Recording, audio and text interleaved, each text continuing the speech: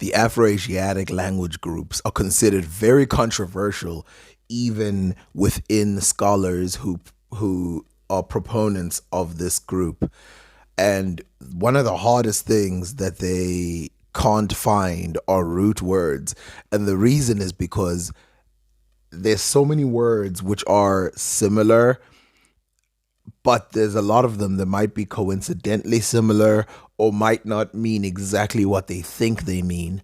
But having said that, there are some words who they claim are exact cognates because they've been checked out and looked at. And there's a table, which I will put up right now, that shows these. So the assertion is that unlike the Indo-European or Austronesian language groups, numerals in AA languages cannot be traced to proto-systems. So, in other words, in the Semitic branch in the Semitic branch and the ancient Egyptian and the Berber branch of Afroasiatic, you can trace numbers. So around 1 to 5, you can trace a similarity. And then 6 to 9, they seem to be their own words. So we will ignore numbers, even though I've seen 1 to 5 in Bantu languages as well. And we will talk about something else. These cognates, these words. So it says here, Afroasiatic languages share vocabulary of Proto-Afroasiatic origin to varying extents. Writing in 2004, John Honingard notes the great difficulty in establishing cognate sets across the family. Identifying cognates is difficult because the languages in question are often separated by thousands of years of development, and many languages within the family have long been in contact with each other, raising the possibility of loanwords. So in other words, they might have a similar origin, but the similar origin might be a consequence of the fact that these places later, and not earlier, later came into contact with each other.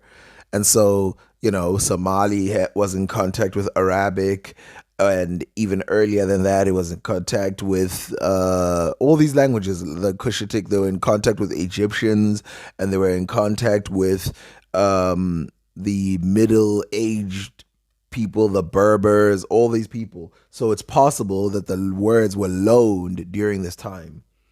But let's assume that this language is correct, and let's see what they say about this. There are 2 etymological dictionaries of Afroasiatic, one by Christopher Ehret and one by Vladimir Orel and Olga Stolbova, both from 1995. Both works provide highly divergent reconstructions and have been heavily criticized by other scholars. So in other words, we're talking about 2 people who are taking the same exact information, looking at it, and coming to completely different conclusions about the same information. This makes people question, because obviously if words are similar, if they have cognates, then it must be easy to find them. And usually in science, when things converge, that's when we know they're real. And when they diverge, that's when we know they're fake. That's when we know that they're broken up. But again, let us give it the benefit of the doubt and just keep checking.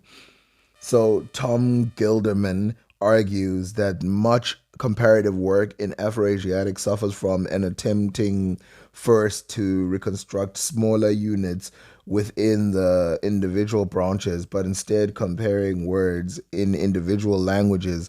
Nevertheless, both dictionaries agree on some items, and some proposed cognates are uncontroversial. Such cognates tend to rely on relatively simple sound correspondences. Okay, so if this is true, then we should go through those. So here it is. It's going to be written here. Some widely recognized cognates in Afroasiatic, the following. Now let us see if we can't find cognates of these words. These are the widely accepted ones. So let us see if we can't see any similarities between these languages and the Bantu languages. And these are the uncontroversial words. Okay, so let's read it. Meaning are at the side going down, and the languages go to the left. So the languages are North Ometic, Beja Cushitic, East Cushitic, West Chadic, East Chadic, Egyptian, East Semitic, West Semitic, and Berber. This means that the Afroasiatic languages are fully represented here. So let's see. The word I is the first example given. Ta, ani, aniga, ni, nde, yenek, anaku, ana, and nki. So let's see if we find no Zulu or Bantu cognates. That I am the one who ate the yams. I can say, mina. I, which in Kikuyu we say, ni. The word mina corresponds with ana, and the word nie corresponds with ni, even though they have the same origin. The next one we're going to look at is we, which is ino, hinin, anaga, mu, ena, yinin, ninu, nanu, nekni. So the Zulu word is tina, and the Zulu word for you guys is nina. If we're talking about us, the pronoun there is tina. But now let's go very far away from pronouns and go straight to words now that we've seen that pronouns match. By the way, that's not all the pronouns, but I don't want to bombard you with too much information. So first, let's say the words in English and see what they are, and then we'll say them in these languages, which are Afro-Asiatic, and let's see if there's no Bantu similarities, which Bantu is a completely different language group according to these people. But let's see if we can find similar words. So first in English, to strike, blood, food, to be old or elder, to say, tongue, die, to fly or to soar, name, to make sour or bitter, to spit or to, and then the next last one, to tear or to cut or split or divide. To hit, buck, buck, for buck, buck, buck, buck, bagat in Berber. And now, if you can look at the top, to hit, ogobe beta in Kiriwanda, in Xhosa, ogobeta, in Lingale, kobeta. And so the comparison here is the word bak, which means hit, which in the Berber version is bagat, but in the Bantu languages, it's beta. The other parts of the word are just prefixes meaning to hit. So it's beta versus bagat versus bak. The next word is damu, which, to be fair, in Swahili, the word damu means blood, but is taken from Arabic. So we can't count that cognitive if we're being honest. But as you can see, the word dam or damu in all Afroasiatic languages pretty much means blood. So the next word is food or to eat, which is kama or okam in Afar, or kama or as a snack, or ka to mush as in to squeeze something, or kama food in ancient Egyptian. Okay, so let's look at the cognates. So as you can see, the word kama in the Afroasiatic languages corresponds to the word kamela, which means to squeeze or to drain or to assert positively, or kamisa, which means to open the mouth, or kamisela, to open the mouth wide, or kamluka, to shout loudly. So all of these have to do with opening your mouth and squeezing. And like you can see there, to in Hausa, to mush is ka and food. But then let's go to the next language. As you can see in Kinyarwanda, the word kama or kuma also means drain, as in to take water away. And in Lingala, the word komela in Lingala means to drink. So you can see this kama in Zulu, kuma or kama in Kinyarwanda, and komela in Lingala. They all have to do with taking water away. So drinking, drying, squeezing. I know that in Zulu, the word kama also means to dry something, to remove water from something.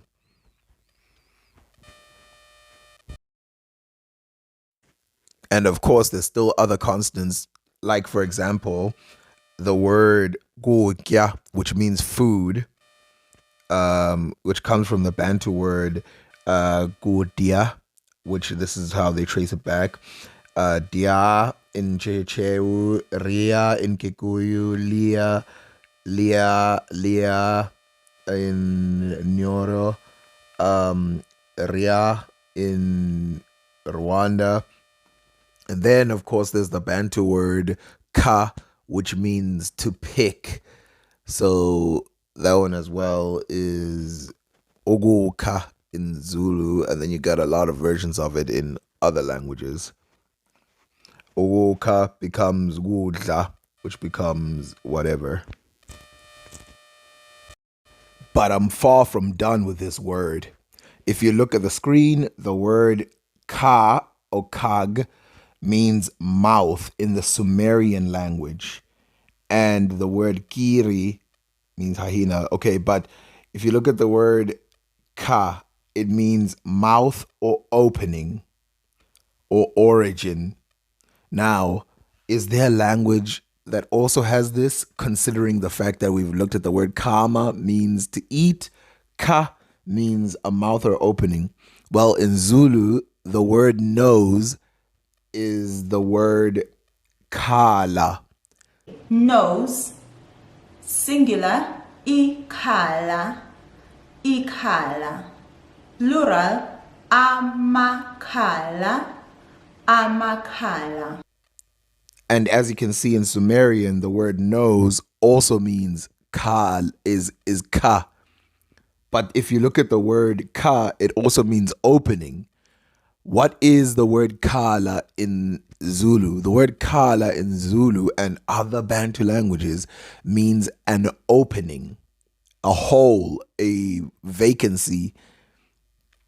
And in this case, kala is the nose in both the Sumerian and the Bantu languages. In Afroasiatic and in the Bantu languages, with the Afroasiatic languages using ka, and the Bantu languages using kala. And of course, there's the word ka, which means to cry out loud, Sumerian. So you see their voice, cry, sound, noise, which the word kala, again, the word kala in Zulu means to cry. So we've got ga, which is a variant of ka in Sumerian, which means cry. We've got the word ka, meaning mouth, which is ka, right? But then it's kala in Zulu. To open the mouth is kamesa, as I just showed you. And then we have the word nose, which is, but we know the word ka is opening. So we know that the word nose comes from this opening as well. So ka, opening, is kala. Ka, mouth. Kamesa. Ka, voice, cry, sound, or noise. Kala, to cry. So as you can see, the word kama, which means food or to eat or to mush something or to have a snack, all come from the word ka, which means mouth. And as you can see on this list, we can just skip this one for now. We'll come back to it just now. To be old, let's skip that and go to say is ga. And as you can tell, this is the same ga that we were dealing with before, which is ka. It's just a variation of ka. To say, kala, kama, kamisa has to do with the mouth, speaking using your mouth. Kuluma. And as we did in the last video, luga probably comes from the same thing, the word tongue, which luim in Bantu languages. But again, we can skip all of this because now we've done the ka too much. Time to go to the one we just skipped, which is God.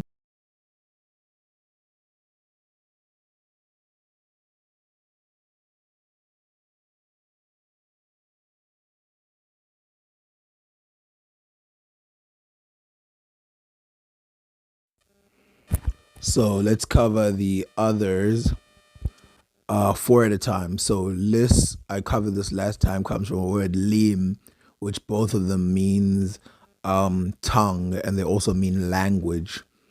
Lasso, les, elis, lisu, and lim in Bantu languages. To die is maut, amut, ma'at, mut, maut, amut. I saw a video on YouTube which describes this word ma'at, and that it's not actually the word ma'at or mawat or whatever, and that it's actually a more difficult word. So I'm going to skip this one, not because I don't have cognates, I could easily find them, but I want to pick words that look alike, at least for now, not words that might be similar. Because, of course, this word ma'at has to do with ancestors and the dead and stuff like that. The next word is per or par or par. As you can see in Hausa, it's par. Bird's flight, or piera or pit, to fly, to soar, or per, to flee, to run away in Ergatic or Arabic. Fera in Agahor. So these words all mean to fly. And in the Bantu languages, the word is papa. So as you can see, per, fer, par, per, fera, papa means to fly. And this word doesn't just mean to fly. As you can see, it's written there in the corner, to fly or to soar, which means to take flight. And this is what this word means, to fly. When a bird flaps its wings as it's starting to fly.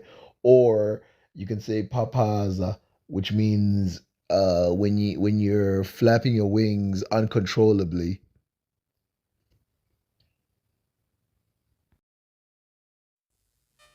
The next one is the word sum or sim or sum or suna or sumu, which means name. And as you can see in Bantu languages, Izina is name in Kinyarwanda, or Ijina, but it's Izina. And this word Ijina Lako, your name, Ijina, that's the word, but that one's harder to prove, but it's what it is. And of course, the word Gina, because the word Z, J, and G are, mixed together, the word switches from country to country. But in Kinyarwanda, it's Gina, and in Swahili, it's Gina. The next one is the word to spit, which is tuf in Afroasiatic languages. Tuf, tuf, as you can see in Beja, it's tuf. In ancient Egyptians, it's tif. In Aramaic, it's tup, tup. And in Arabic, it's tufa. But you can see it's all tough, tough, tough, tough, whatever. Now, let us see what the Bantu word for spitting is: to spit. The Bantu word for spitting is, if you look down, it's tufela. It can also be written as kafula. It can also be written as quifa. But it's tufela or fela if you want to break it down. But the word is tufela. So tough, tufela, quifa, kafula. Which, by the way, these are verbs. These are not words like spit. Spit is amate, but in all Bantu languages. But if when you say spit in Zulu, go and spit, you say tufela, which is interesting because to spit in these language is tuf. And of course, there's to spit. In other words, just saying to spit, not giving it as an order. Tufela is an order, but if you're just saying to spit, you say tufa. The final one is za, which the word zula or zulela means to tear. Kazula means to tear in Zulu. Zula means to separate or, yeah, to wander.